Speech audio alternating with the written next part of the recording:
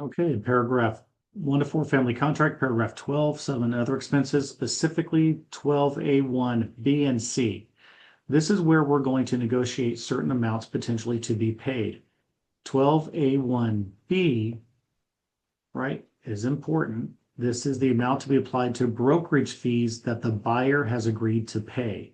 It's either going to be a flat dollar amount or it's going to be a percentage. So what this means is before the buyer agent is showing properties to a buyer, they're going to have entered into a buyer representation agreement. And in that buyer representation agreement, the buyer has agreed to pay the buyer's agent or the buyer's broker a specific amount of money, either a percentage of the sales price or a flat dollar amount. What the buyer's agent is going to do with the permission of the buyer, because sometimes the buyer can't pay the brokerage fees, is they're going to negotiate with the seller to pay their brokerage fee, the buyer brokerage fee. If they come to terms on that and the listing broker isn't paying the buyer broker, this is where that's going to go in. So if the buyer has agreed to pay the buyer broker 3%, and we've negotiated that as part of the contract, it would go right there. Okay. Now you can ask the listing agent, the buyer's agent should ask the listing agent, is there an offer of compensation?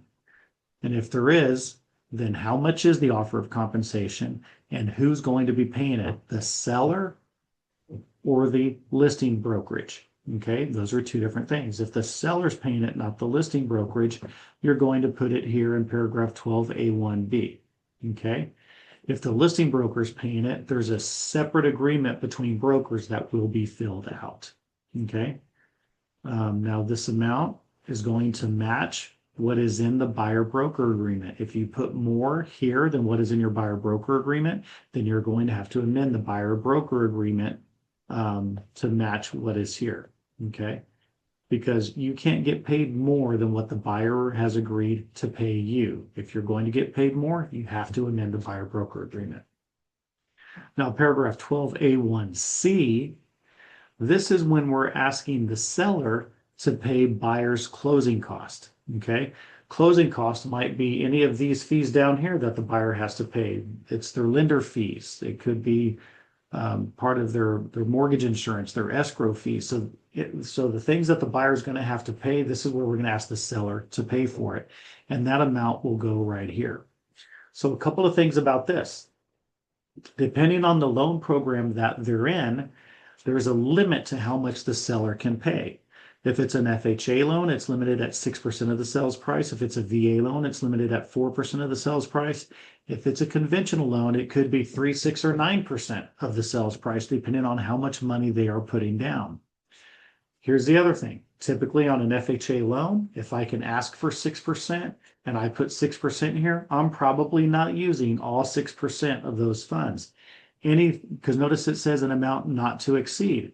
So if I put $10,000 there, but closing costs and prepaids and expenses only come out to $9,000, the seller's going to keep the other $1,000.